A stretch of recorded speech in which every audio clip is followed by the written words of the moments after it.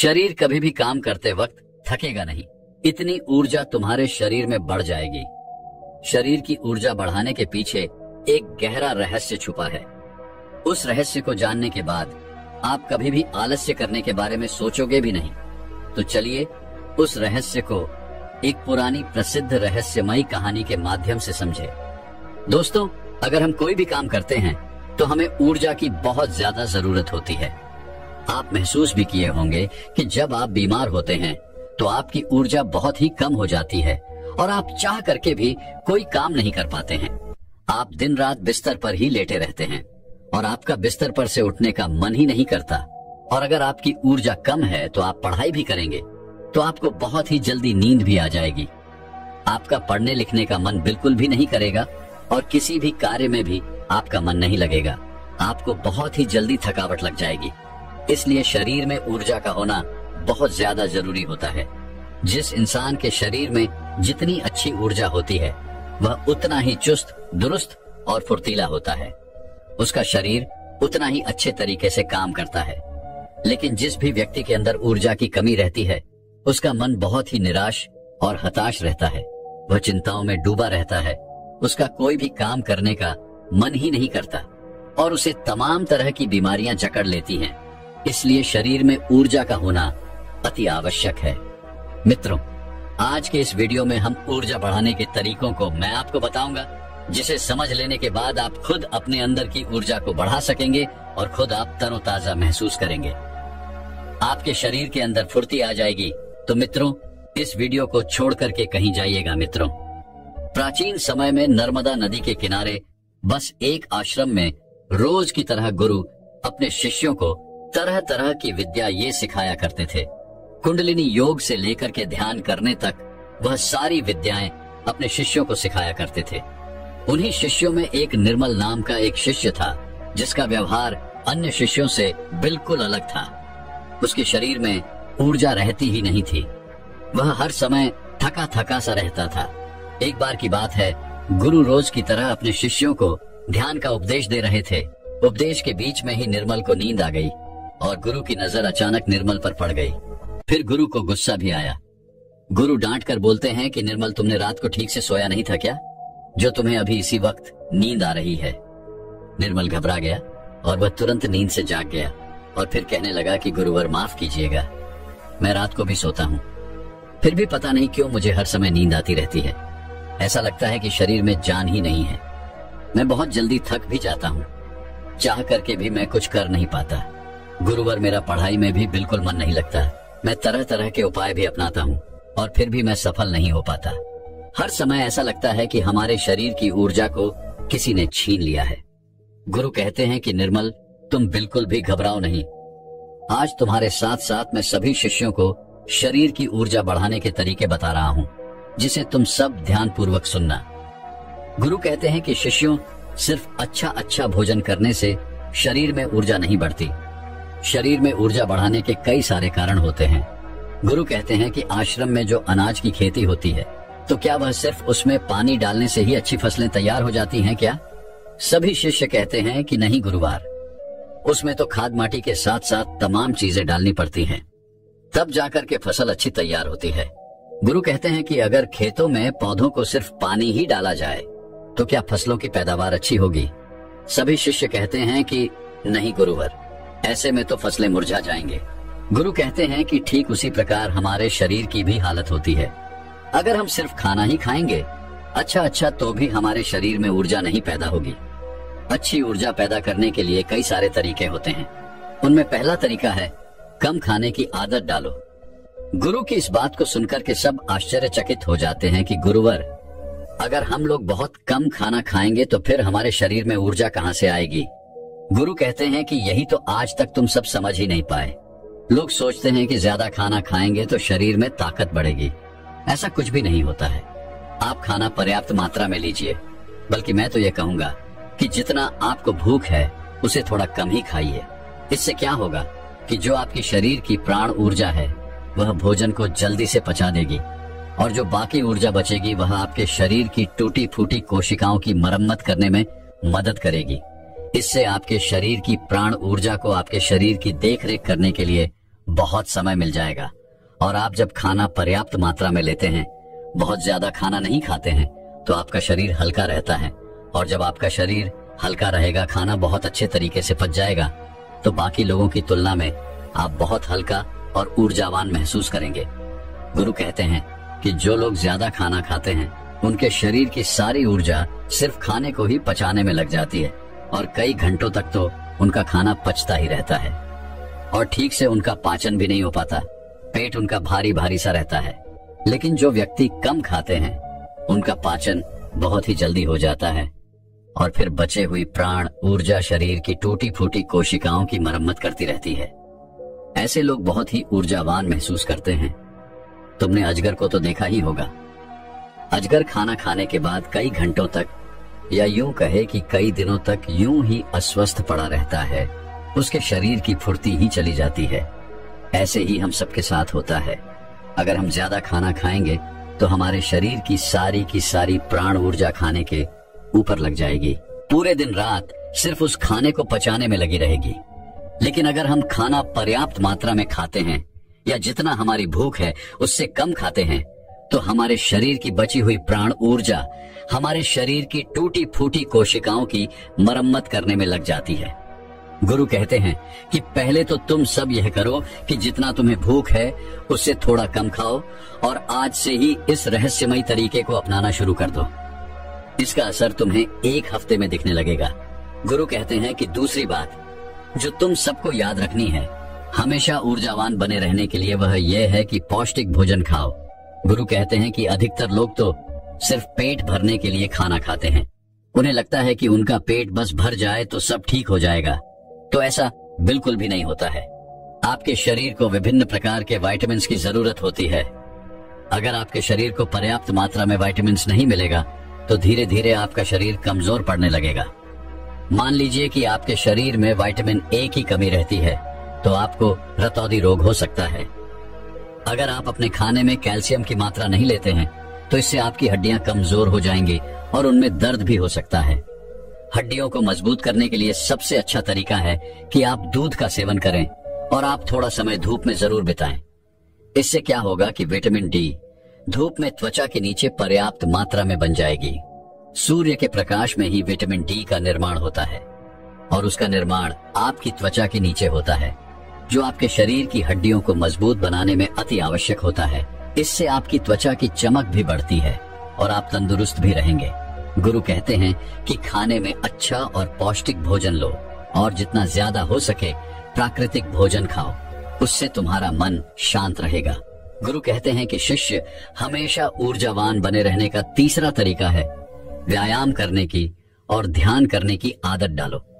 शिष्य कहने लगे, गुरुवर, यह तो हम प्रतिदिन करते हैं, इसमें कौन सी बड़ी बात है, ये तो सभी करते हैं। तभी फिर गुरु कहते हैं कि हाँ, बात तुम्हारी सही है, लेकिन अगर व्यायाम को और ध्यान को एक निश्चित समय पर ना किया जाए, जब मन में आया तब कर लिए, तो ऐसे करने से कोई मतलब नहीं होता है, बल्कि उसका शरीर पर बुरा असर तुम्हें देखने को मिलेगा। इसलिए सबसे ज्यादा जरूरी यह है कि व्यायाम और ध्यान को एक निश्चित समय में करो।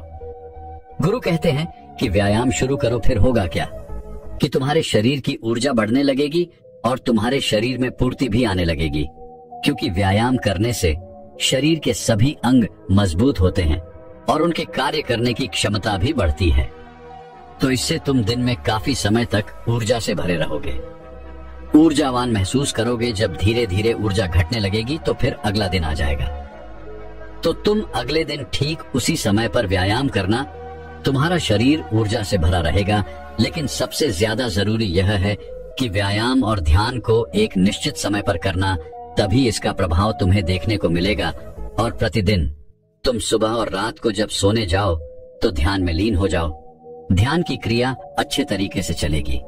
ध्यान में बहुत ताकत होती है। तुम सुबह ध्यान की गहराइयों में जरूर जाना। गुरु कहते हैं कि शिष्यों, चौथा उपाय है अपने शरीर की ऊर्जा बढ़ाने का। वह ये है कि तुम्हें चिंता को अपने वश में करना होगा।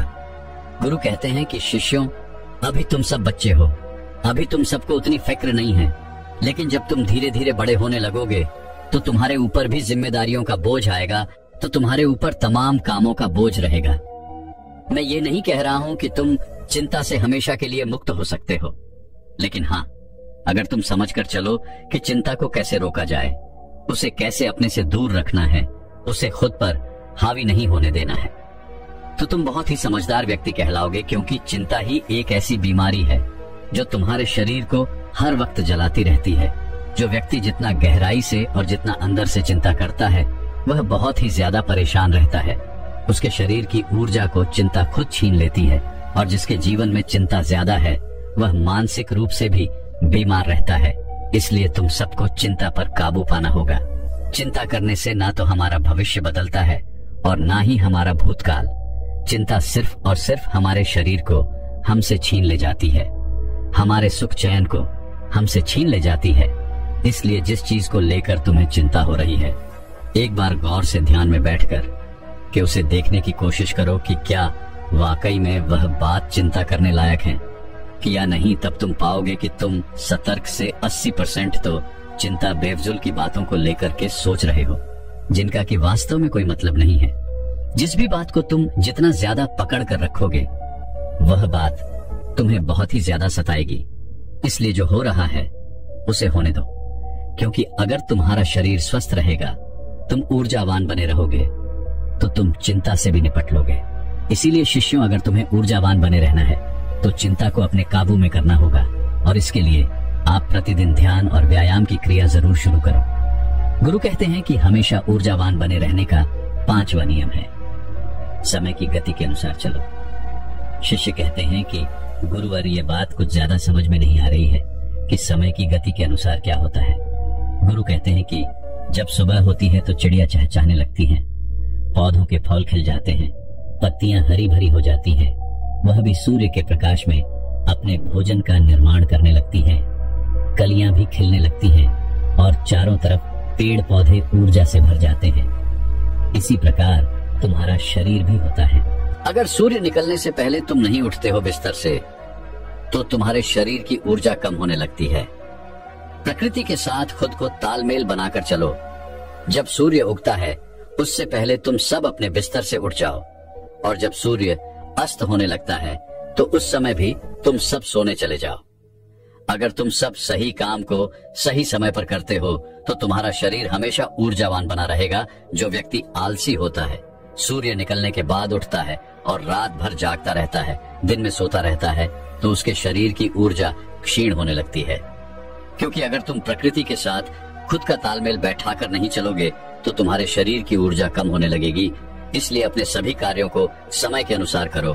जब तुम समय के अनुसार कार्य को करोगे तो तुम्हारा शरीर भी स्वस्थ रहेगा और तुम्हें कार्य करने की चिंता भी नहीं रहेगी, क्योंकि तुमने अपने कार्य को सही समय पर कर लिया।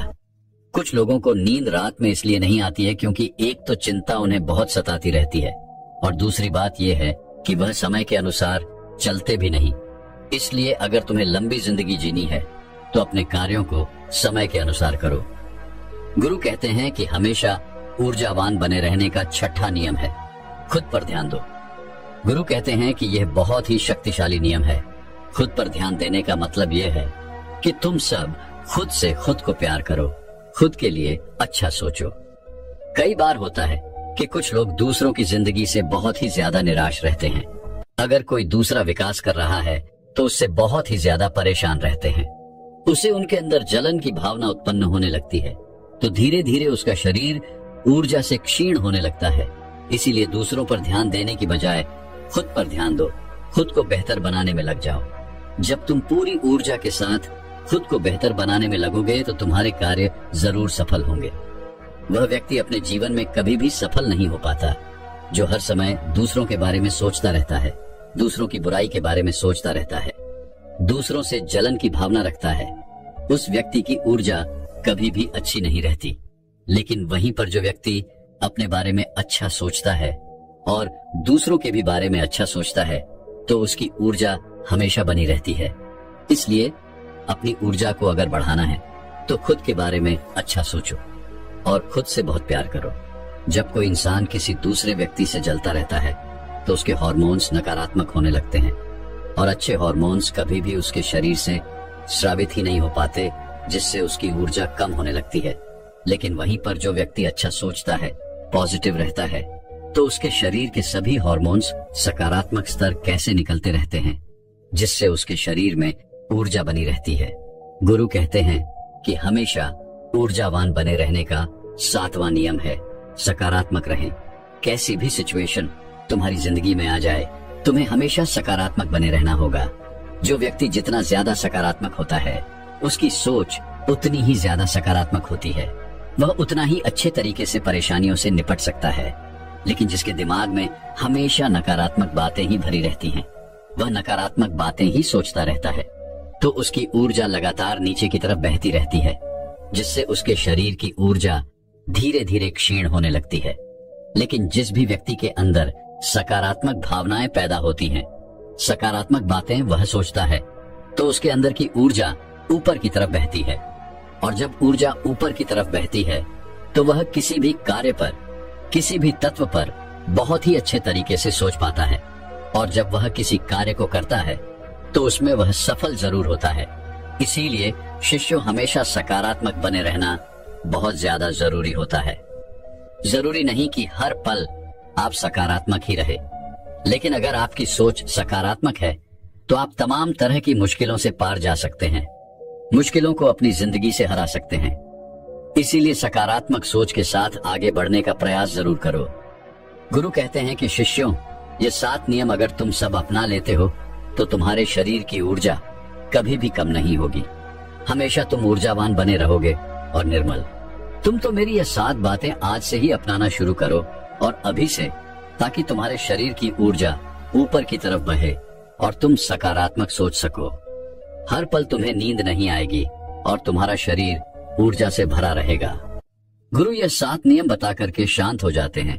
तभी सभी शिष्य खड़े होते हैं और गुरु को प्रणाम करते हैं और उनका धन्यवाद अदा करते हैं, और सब लोग अपने अपने कार्यों पर वापस लग जाते हैं। तो दोस्तों, अब अगली आलस को दूर करने के ऊपर एक प्रसिद्ध आर्ष्य मुनि की कहानी की शुरुआत करते हैं। एक बार एक आलसी व्यक्ति एक आर्ष्य के पास जाता है और कहता है, मुनिवर, मैं आलस्य से बहुत परेशान हूँ। यह आलस्य नाम की बीमारी मुझ पर दिनों दिन हावी होती जा रही है, लेकिन मैं कुछ भी नहीं कर पा रहा हूँ। कृपया कर मुझे कोई ऐसा तरीका बताएं जिससे मैं अपने आलस्य को त्याग कर एक कर्मठ और सुखी जीवन जी सकूं। ऋषि ने कहा, आलस्य उसी व्यक्ति के जीवन में होता है जिसके जीवन में कोई बड़ा लक्ष्य नहीं होता, जो जीवन को जीना नहीं सिर्फ काटना चाहते हैं। व्यक्ति ने कहा, हाँ मुनिवर, मेरे जीवन का कोई बड़ा लक्ष्य नहीं है, मैं तो बस जिए चला जा रहा हूँ। जीवन की परिस्थितियां मुझे जिस तरफ ले जाती हैं, मैं उसी तरफ चला जाता हूँ।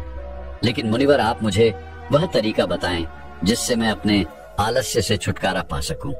आर्ष्य ने कहा, हमारे जीवन में आलस्य 3 मुख्य कारणों की वजह से आता है। पहला कारण है किसी बड़े लक्ष्य का ना होना, दूसरा कारण है अपने शरीर और मन को ना समझना, और तीसरा कारण है आलसी और कामचोर व्यक्तियों की संगत करना। आलसी व्यक्ति ने कहा, मुनि पर जरा इन तीनों बातों को विस्तार से समझाइए। आर्ष्य ने कहा, जिस व्यक्ति के जीवन में एक बड़ा और स्पष्ट लक्ष्य नहीं है, उस व्यक्ति के जीवन से आलस्य कभी जा ही नहीं सकता, क्योंकि एक स्पष्ट लक्ष्य व्यक्ति को निरंतर उत्साहित और कर्मशील बनाकर रखता है। और जब व्यक्ति के जीवन में आलस्य का आगमन होता है तो यह मजबूत लक्ष्य उसे याद दिलाता है कि यह समय आलस्य करके बर्बाद करने का नहीं, बल्कि कर्म करने का है। लेकिन लक्ष्य ऐसा नहीं होना चाहिए जिसे तुमने अति उत्साह या निराशा के क्षणों में बनाया हो, क्योंकि उत्साह और निराशा के पलों में बनाए गए लक्ष्य इन परिस्थितियों के समाप्त होते ही कमजोर और क्षीण पड़ जाते हैं। लक्ष्य का निर्धारण हमेशा ही अनुकूल परिस्थितियों में बहुत ही सोच समझकर और शांत दिमाग से करना चाहिए। वह लक्ष्य तुम्हारी भावनाओं और दिल से जुड़ा होना चाहिए। साथ ही उस लक्ष्य के बनाने के पीछे का एक बहुत ही मजबूत कारण भी होना चाहिए कि आखिर तुम उस काम को क्यों करना चाहते हो, क्योंकि जब तुम अपने लक्ष्य से भटक रहे होगे तो उस लक्ष्य के पीछे का मजबूत कारण ही वह शक्ति होगी जो तुम्हें अपने लक्ष्य की तरफ वापस खींच लाएगी। अगर तुम्हारा लक्ष्य ऐसा है जिसके बारे में सोचकर ही तुम्हारे अंदर जोश और आंखों में आंसू आ जाते हैं, तो फिर तुम्हें चिंता करने की जरूरत नहीं है, क्योंकि फिर तुम्हारा लक्ष्य तुम्हारे आलस्य को खत्म कर देगा। आर्ष्य ने आगे कहा, लेकिन कुछ ऐसे भी लोग होते हैं जिनके जीवन में लक्ष्य तो होता है, लेकिन वे फिर भी आलस्य करते हैं। तो इनके जीवन में आलस्य का कारण है कि ऐसे लोग यह नहीं समझ पाते कि हमारा मन काम कैसे करता है। हमारा मन बहुत ही चालाक है और यह हमारे साथ हर समय खेल खेलता रहता है। यह कभी भी किसी काम का विरोध नहीं करता, बल्कि या तो उस काम को टालता है या फिर उस काम को करने में आने वाली कठिनाइयों को बढ़ा चढ़ाकर दिखाता है। जैसे कि अगर तुम इससे कहोगे कि पढ़ाई करनी है, तो ये कहेगा थोड़ी देर आराम कर लेते हैं फिर पढ़ाई करेंगे। अगर तुम इससे कहोगे कि ध्यान करना है, तो ये कहेगा कि ध्यान करने का सबसे अच्छा समय तो सुबह ब्रह्म मुहूर्त में होता है। कल सुबह से जल्दी उठेंगे और फिर ध्यान करेंगे, और फिर ना तो तुम सुबह ब्रह्म मुहूर्त में उठ पाओगे और ना ही कभी ध्यान कर पाओगे। अगर तुम मन से कहोगे कि धन कमाना है, तो यह कहेगा कि क्या इतना ही आसान है धन कमाना? अगर इतना ही आसान होता तो आज सभी लोग अमीर होते। व्यक्ति ने कहा, मुनिवर तो फिर इस मन की चाल का समाधान क्या है? आर्षि ने कहा, इस मन के साथ भी वही करो जो यह तुम्हारे साथ करता है। जब तुम्हारा मन कहे कि थोड़ी देर आराम कर लेते हैं फिर काम करेंगे, तो तुम तुरंत इससे कहो कि थोड़ी देर क्यों, बहुत देर तक आराम करेंगे, लेकिन पहले ये काम खत्म कर लेते हैं। जब मन कहे कि आज स्वादिष्ट भोजन कर लेते हैं, कल से व्यायाम करेंगे, तो तुरंत इससे कहो कि स्वादिष्ट क्यों, बहुत स्वादिष्ट भोजन करेंगे, लेकिन काम हम आज से ही शुरू करेंगे। कुल मिलाकर तुम्हें अपने मन को मूर्ख बनाना है, जैसे ये तुम्हें बनाता है। व्यक्ति ने पूछा, लेकिन मुझे अपने मन को मूर्ख कब तक बनाना पड़ेगा? आर्षि ने कहा, जब तक तुम अपने जीवन से आलस्य को दूर रखना चाहते हो। आर्षि ने आगे कहा, या तो तुम अपने मन को मूर्ख बनाओ, नहीं तो यह मन तो तुम्हें मूर्ख बना ही रहा है। व्यक्ति ने कहा, मुनिवर कभी कभी मैं यह निश्चय करता हूँ कि कल से इस काम को जरूर करूंगा और अपना समय बर्बाद नहीं करूंगा, लेकिन अगले दिन आते ही मैं फिर से काम को टालना शुरू कर देता हूँ। सुबह सोचता हूँ कि अभी तो पूरा दिन पड़ा है, दोपहर में काम कर लूंगा। दोपहर होती है तो सोचता हूँ कि शाम को कर लूंगा, और फिर शाम से रात हो जाती है, लेकिन मैं अपना काम शुरू भी नहीं कर पाता हूँ और फिर पछताता रहता हूँ। समय बर्बाद करने के लिए खुद को कोसता रहता हूँ, और फिर अगले दिन भी मेरे साथ यही होता है, उसके अगले दिन भी मेरे साथ यही होता है, और यह चक्र लगातार चलता आ रहा है। मैं अपने समय को सही तरीके से व्यवस्थित नहीं कर पा रहा हूँ। आर्षि ने कहा, बात समय को व्यवस्थित करने की नहीं है, बात तो मन को व्यवस्थित करने की है। जब तक तुम्हारा मन व्यवस्थित नहीं होगा, तब तक तुम समय को व्यवस्थित कर भी नहीं सकते। अगर तुम्हें अपने समय को नियंत्रित करना है, तो तुम्हारा अपने मन पर नियंत्रण होना बेहद आवश्यक है, और यह संभव है ध्यान से, अपने विचारों के प्रति जागरूक होने से। दोस्तों, आर्षि ने उस आलसी व्यक्ति से ठीक ही कहा है कि हम अपने मन को व्यवस्थित किए बिना अपने समय को व्यवस्थित नहीं कर सकते। व्यक्ति ने कहा, मुनिवर, लेकिन कभी कभी ऐसा भी होता है कि किसी काम को करने का मन भी होता है, वह काम जरूरी भी होता है, लेकिन तब हमारा शरीर आलस्य करता है। हमारे शरीर में इतनी ऊर्जा नहीं होती कि हम उस काम को कर सके। यदि हम उस काम को शुरू भी कर देते हैं, तो बहुत ही जल्द हमारा शरीर थक जाता है। फिर या तो हम उस काम को आगे के लिए टाल देते हैं, या फिर अगर उस काम को करते भी हैं, तो वह काम ठीक से नहीं हो पाता। आर्षि ने कहा, तुम अपने मन को तो मूर्ख बना सकते हो, लेकिन अपने शरीर को कैसे मूर्ख बनाओगे? शरीर चलता है ऊर्जा से, और ऊर्जा मिलती है भोजन से। लेकिन अगर तुम ऐसा भोजन करोगे जिसमें खुद कोई ऊर्जा नहीं है, कोई जीवन नहीं है, तो तुम्हारे शरीर को ऊर्जा कैसे मिलेगी? तुम्हारा शरीर पूरे दिन आलस्य से घिरा रहेगा।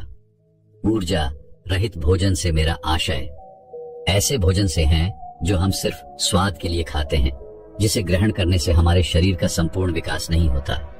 इसीलिए तुम ऐसा भोजन ग्रहण करो जो तुम्हारे शरीर में ऊर्जा भरे, ना कि आलस। व्यक्ति ने कहा, मुनिवर, मैं यह तो समझ गया कि कैसा भोजन आलस्य पैदा करता है, लेकिन अब आप मुझे आलस्य के तीसरे कारण के बारे में बताइए कि बुरी संगत कैसे हमें आलसी बना सकती है। आर्षि ने कहा, किसी भी इंसान के जीवन में इस बात का सबसे ज्यादा फर्क पड़ता है कि वो कैसे लोगों के साथ अपना समय व्यतीत करता है, क्योंकि कोई भी इंसान अपने आसपास के माहौल और लोगों से सबसे ज्यादा प्रभावित होता है।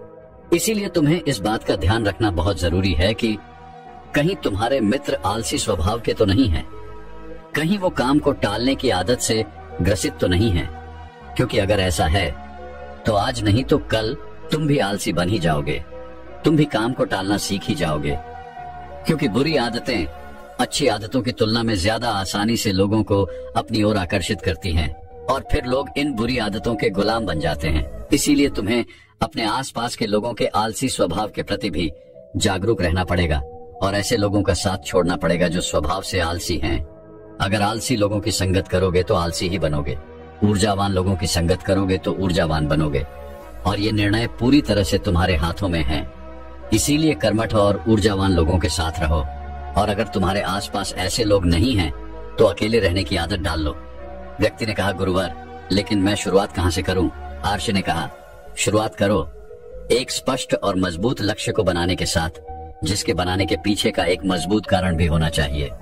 उसके बाद अपने मन को खुद को मूर्ख मत बनाने दो, बल्कि इसे मूर्ख बनाते रहो, क्योंकि जैसे ही तुम इसे मूर्ख बनाना बंद करोगे ये तुम्हें मूर्ख बनाना शुरू कर देगा। उसके बाद अपने शरीर का ख्याल रखो कि तुम कैसा भोजन करते हो। ज्यादा से ज्यादा हल्का भोजन करने की कोशिश करो, क्योंकि भोजन को पचाने में ही हमारा शरीर बहुत सी ऊर्जा नष्ट कर देता है, जिससे बाकी कामों को करने के लिए कम ऊर्जा बचती है और फिर हम आलस्य और कमजोरी महसूस करते हैं। आसानी से पचने वाले और ऊर्जा से भरपूर पदार्थ ही अपने भोजन में शामिल करो। उसके बाद अपने सोने और उठने का समय निश्चित करो, इससे तुम ज्यादा अनुशासित रह पाओगे। अपने दिनचर्या में रोज व्यायाम और ध्यान का समय भी निश्चित करो। साथ ही किसी भी काम को खत्म करने का एक समय निश्चित कर दो। इससे तुम्हारा दिमाग उसी समय तक काम को पूरा करने के लिए खुद को प्रेरित करेगा, जिससे तुम किसी भी काम को समय पर खत्म कर पाओगे। इसके बाद सबसे महत्वपूर्ण बात कि आलसी और कामचोर लोगों की संगत करना छोड़ दो और खुद के साथ समय बिताना शुरू करो। अगर तुमने इन सारी चीजों का पालन किया तो आलस्य तुम्हारे जीवन से पूरी तरह से गायब हो जाएगा। ये सारी बातें सुनने के बाद व्यक्ति ने कहा, मुनिवर, आलस्य से छुटकारा पाना तो बहुत ही आसान है। आर्ष ने कहा, यह आसान भी तुम्हारे मन को ही लग रहा है। यह मन कब तुम्हारे साथ कैसे चाल चलेगा, इसके लिए तुम्हें जागरूक रहना पड़ेगा और जागरूकता आती है जागरूक लोगों के साथ रहने से, अकेले रहने से या फिर ध्यान करने से। व्यक्ति ने कहा, मुझे अपने आलस्य को भगाने का काम अभी और इसी क्षण से शुरू कर देना चाहिए। आर्ष ने कहा, हाँ, बिल्कुल सही कहा तुमने। सही समय का इंतजार भी मन की ही चाल है। तो दोस्तों, क्या आप भी सही समय का इंतजार ही कर रहे हैं या फिर इसी समय को सही बनाने के ठान चुके? दोस्तों, मैं उम्मीद करता हूँ कि यह कहानी सुनने से आपके जीवन में अच्छे बदलाव आए होंगे। आपको इस वीडियो से क्या सीखने मिला, ये कमेंट करके जरूर बताएं और अपने परिवार, दोस्तों या आपके करीबी इंसान के साथ ये कहानी शेयर करके उन्हें भी इस ज्ञान से परिचित करवाएं। बाकी अगर आपको ये वीडियो दिल से अच्छी लगी हो तभी इस वीडियो को लाइक कर देना और आपने अब तक इस चैनल को सब्सक्राइब न किया हो तो चैनल को सब्सक्राइब भी जरूर कर देना। आपका हर दिन शुभ हो और खुशियों से आपका जीवन भरा रहे। धन्यवाद। नमो बुद्धाय।